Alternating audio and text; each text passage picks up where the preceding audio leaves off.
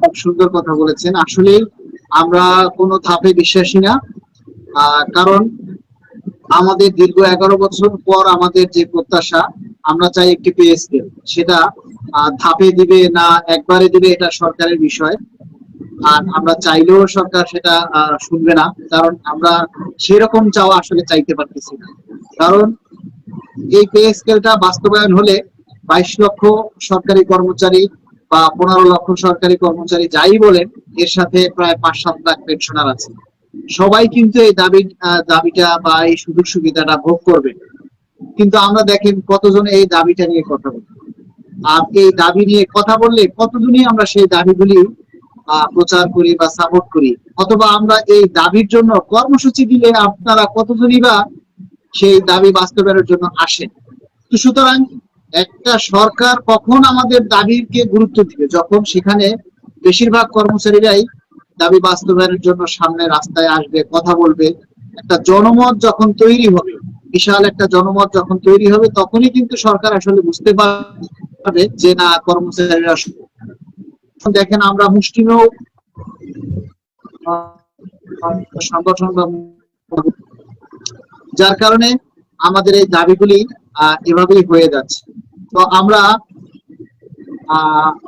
আবার সোহেল রানার কাছে যেতে চাই যে সোহেল রানা, আমরা পে স্কেল বাস্তবায়নের জন্য কর্মচারীদের আসলে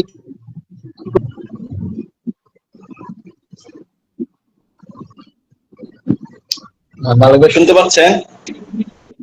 হ্যাঁ, শুনতে পাচ্ছি। আসলে আমার নেটে মনে হয় বারবার প্রবলেম করছে, যে ভিডিও আটকে যাচ্ছে। আচ্ছা, ঠিক আছে। তো আমি আপনাদের সংগঠনের একবারে নতুন, সংগঠনের বয়স বেশি দিন হয় নাই, তার কারণে ভাইকে আসলে আমি চিনতে পারি নাই বা চিনতে পারছি না। আর আমার এখানে তার জন্য সরি। তো ভাই আমার সাথে যুক্ত আছে, ভাই ভাই খুব সুন্দর কথা বলছে, তো ভাইকে ধন্যবাদ। একটা যথোপযুক্ত কথা। আমরা সংগঠন করে, আমরা কেন্দ্রে কাজ করি, আমাদের মুখ থেকে যদি ধাপ ধুপ আসে তাহলে আসলে এটা খুব দুঃখজনক। আমরা ধাপে বিশ্বাসী না, আমরা চাই আমাদের পে স্কেল দিবে। আমরা সরকারের শ্রমিক, সরকার শ্রমিকের ঘাম শুকানোর আগেই শ্রমের মূল্য দিতে হয়। দ্বিতীয় কথা হলো গিয়ে, আমি গতকালকে মালিক ভাই বলছি, আপনার কথাটা পরে আসে, আমি গতকালকে আপনাকে বলছি এবং সবাইকে বলছি, সবসময় বলি, আজকে যদি আমাদের পে স্কেল গ্যাজেট হয়, বাস্তবায়ন হয়, এটার ক্রেডিট মালিক আপনি একার না, আমি সোহেল একার না, মাহমুদুর একার না। এটার বেনিফিশিয়ারি, এটা কৃতিত্ব সারা বাংলাদেশের যত সরকারি কর্মকর্তা কর্মচারী সবার। কারণ তারা যদি না থাকতো তাহলে আমি এত থাকতাম না। আমাদের যে কোনো কার্যক্রমে যে কয়জনই আসুক, তারা আসছে। 6 তারিখে ঢাকায় অসংখ্য লোক আসছে, তারা কিন্তু আমাদের উপর বিশ্বাস করে আসছে। আমরা একটা ভিডিও ছাড়লে খারাপ কমেন্ট করে, সমস্যা তাও তো করে, সেটা আমাদের দেখে প্রত্যেকটা সরকারি কর্মকর্তা কর্মচারী আজ আমাদের পাশে আছে দেখে আমাদের মানুষ চিনে এবং আমাদের দাবিগুলো বাস্তবায়ন হচ্ছে। এই কৃতিত্ব সবার, এখানে কোনো ব্যক্তি কৃতিত্ব নাই, এটা কৃতিত্ব হলো সকল কর্মকর্তা কর্মচারী যারা ভাইরা আছেন, যারা আছেন তাদের সকলের। আর দ্বিতীয়ত আমাদের কর্মচারী, আমাদের করণীয় আছে, আর আমরা যারা অডিয়েন্স আছে প্লাস যাদের কর্মচারী আছে, আমরা বলি ভাই আপনারা আমাদের যে কোনো খারাপ মন্তব্য করেন, এটা এটা আপনার নাগরিক এবং আপনার রাজনৈতিক অধিকার, সামাজিক অধিকার যেখানে করেন, কিন্তু আপনারও দরকার নাকি আমাদের দরকার বলেন? আপনি কি করছেন? আমরা যখন একটা কর্মসূচি দিয়ে 16 তারিখ আমরা কর্মসূচি দিয়েছি, আপনারা কেউ আসেন নাই। আমার সংগঠনে 300 লোক, 300 বা 350 লোক গিয়েছে, আর কেউ যান নাই। আমাদের কদিন আগে এই যে গত শনিবার হয়তো একটা সংবাদ সম্মেলন দেখেছিল আন্তঃবিশ্ববিদ্যালয়ে, এখানেও যান নাই। তারপর মাহমুদ বাইরে একটা সংবাদ সম্মেলন দেখেছিল 6 তারিখ, সেখানেও যান নাই। মানে আপনারা শুধু ফেসবুকে বসে আপনাদের ব্যাকরণে কি শুধু আমাদের ঘাড়ে চাপাই দিলে হবে? আপনি বলেন যে আমরা আপনাদের গুজব ছড়াই, আমরা মিথ্যা কথা বলি, আপনি কি করছেন? আপনার দায়িত্বটা কি ছিল? আপনার দায়িত্ব ছিল আপনার একটা সজাগ দৃষ্টি দেওয়া, আপনার দায়িত্ব ছিল আপনার পে স্কেলের বেনিফিশিয়ারি আমরা হব না, আপনারাও হবেন। পরিশ্রম আমরা করতেছি, আপনারাও তো হবেন। আপনাদের দায়িত্ব ছিল না একটু কিছু করা? বলেন, কেউ করার নাই।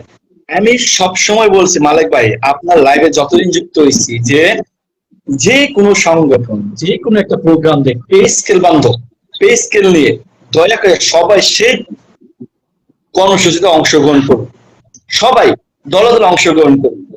আমাদের বাংলাদেশে কমপক্ষে 150 থেকে 200 সংগঠন আছে, মেবি আমি বলতে পারি না, এটা হইতে পারে। তারা যদি সরকারের ক্ষমতা আসে প্রত্যেকদিন একটা সংগঠন এক একটা প্রোগ্রাম দিত, তাহলে আরো সহজ হতো। আর আপনারা দিলে কি হবে, আপনারা তো জান না। আমরা কর্মচারী, আমাদের ভাগ্য আমাদের হয় না কেন, কারণ আমরা কখনো কোনো কাজে একত্রে করতে পারি না। আজকে যদি আমরা সবাই নামতাম, যদি সবাই কাজ করতাম, তাহলে হয়তো এত কষ্ট হতো না। আমাদের দায়বদ্ধতা আছে, আমরা যারা চাকরিজীবী, আমাদের সরকারি চাকরিজীবী যারা আছি, যারা পে স্কেলের জন্য হাহাকার করছি, আমরা যখন আন্দোলন করি, আপনাদের কিছু দায়বদ্ধতা আছে। আপনারও দরকার ছিল আমাদের সাথে আসা, কিন্তু আপনারা আসেন না। আপনার ঘরে বসে শুধু প্রত্যেকটা নেতা কর্মীর কার্যকলাপে গালাগালি করছেন, ভুল ধরছেন, সাহস কম দিচ্ছেন, ভুল অনেক বেশি ধরছেন। মাহমুদ একটা পোস্ট দিলে অনেকে মন্তব্য করছেন, মালিক পোস্ট মন্তব্য করছেন, আমরা পোস্ট মন্তব্য করছেন, কিন্তু যখন কোনো কর্মসূচি কোনো কর্মচারী যান নাই কেন ভাই? এটা কি আপনার দায়িত্ব ছিল না? এটা কি আপনার দায়িত্বের মধ্যে ছিল না? তারপরও আলহামদুলিল্লাহ, সবকিছুর পরও আমরা একটা আশার আলো ইনশাল্লাহ দেখতে পাবো, যদি আল্লাহ আমাদের রিজিকে রাখে। আল্লাহর উপর সম্পূর্ণ ভরসা। এবং এই কৃতিত্ব আমি আবারও বাংলাদেশের সকল কর্মচারীদের দিতে চাই, যারা আমাদের সাথে যারা ছিলেন 6 তারিখে, যারা ছিলেন, যারা আহত হয়েছেন, তাদের আমরা কৃতিত্ব দিতে চাই। এখানে কোনো ব্যক্তি কৃতিত্ব না, কোনো ব্যক্তি না তার কৃতিত্ব না, এগুলো সকলের কৃতিত্ব। আর আমি আমার লাইভে যেসব নেতা কর্মীরা আছেন, আমি সবার থেকে জুনিয়র আপনার এইসব সংগঠনে। তো আমি আমার যেটা আমার সেন্সে কাজ করে, সেটা হলো গিয়ে আমরা প্রজাতন্ত্রের কর্মচারী। হ্যাঁ, আমরা দাবি আদায়ের কাজ করি, এটা আমাদের নেশা, যা পেশা না। আমরা যদি বসে যাই, কে কাজ করবে? কাউকে করতে হবে। কিন্তু আমরা যদি সকলে হাত একসাথে ধরে কাজগুলো করি, তাহলে হয়তো কাজগুলো সুন্দর হবে। আমি সকল সংগঠন নেতাদের ধন্যবাদ জানাই, কৃতজ্ঞ জানাই আমার পক্ষ থেকে, যে আপনারা অক্লান্ত পরিশ্রম করেছেন। অনেক দিনের পরিশ্রমের ফসল আমরা ঘরে তুলবো। আপনাদের প্রাণ ঢালা অভিনন্দন, অনেক ধন্যবাদ। আপনার ঋণ আমরা কখনো দিতে পারবো না। তবে সামনের দিনগুলোতে আমরা সকলে এক হয়ে, কাদা ছুড়াছিটা কখনো কোনো এক হয়ে কাজ করব, এবং সামনের দিকে আমরা এগিয়ে যাব। এবং আমাদের যে দাবিগুলো আছে, টাইম স্কেল সিলেকশন গেট, এটা একটু আগে ভাই বললো যে আমরা পে স্কেলের পর আমরা এটা দাবি আদায় করবো, এটার জন্য কাজ করব। আমরা আমাদের যে স্মারকলিপি দিয়েছিলাম প্রধানমন্ত্রী বলবো, সেখানে আমরা আমাদের টাইম স্কেল সিলেকশন গেট বহাল রাখার জন্য আমরা আবেদন করেছি। ইনশাল্লাহ যদি এই কমিশন সেটা দেয়, আলহামদুলিল্লাহ, আমরা তাদের ধন্যবাদ জানাবো। যদি না দেয়, তাহলে আমাদের আবার এই টাইম স্কেল সিলেকশন গেটের জন্য আন্দোলন করতে হবে, বা আমাদের কার্যক্রম কর্মসূচি দিতে হবে। সেই সাথে কিছু ব্লগ পোস্ট আছে, তারাও দিতে হবে। এবং আমি যে বলছি, বারবার বলতেছি, ভাই আপনারাও এখানে আছেন, আমার ভুল হলে আমাকে ধরিয়ে দিবেন। আমি আপনাদের জুনিয়র, আমি আশা করি আমাকে ভরিয়ে দিবেন। আমাদের 11 থেকে 20 কর্মচারী যারা আছে, 11 থেকে 20 গ্রেডের সকলকে রেশনের আওতা আনার জন্য আমি বিনীত অনুরোধ করছি। কারণ এখানে চলাফেরা আসলে কষ্ট হয়ে যাবে। আপনারা এই বিষয়ে কথা বলবেন। আমি আমার দিক থেকে এটা আমার অভিমত, বাকিটা আপনারা জানেন, এটা তো নয়। আর আমাদের কর্মচারী যারা আছে, তাদেরও দায়বদ্ধতা আছে। দয়া করে আমরা যদি কিছু করি, আপনারা আসবেন, আপনারা ঘরে বসে থাকবেন না। ঢাকায় যে কর্মচারী আছেন, 16 তারিখ যদি তারাও আসতেন, কমপক্ষে 2 লাখ মানুষ হইতো, কিন্তু আপনারা আসেন নাই।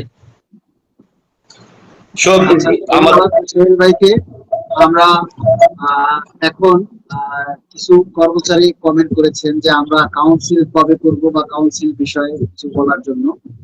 আমরা যদি বাজেট অধিবেশন, বাজেট ঘোষণা হলে তারপরে আমরা আমাদের কাউন্সিলের তারিখ আমরা ঘোষণা করব। সম্ভবত আমরা জুন মাসের শেষের দিকের কথা বলেছি, কিন্তু আমরা হয়তো জুলাই মাসের ফার্স্ট উইকে আমাদের কাউন্সিলের তারিখটা আমরা নির্ধারণ করব। কারণ জুন মাসে জুন ক্লোজিং, অনেক কর্মচারী আসলে ব্যস্ত থাকবে। এই জন্য আমরা জুলাই মাসের প্রথম দিকে অথবা মাঝামাঝির দিকে আমাদের এই কর্মসূচি, মানে এই কাউন্সিলের তারিখটা আমরা ঘোষণা করব।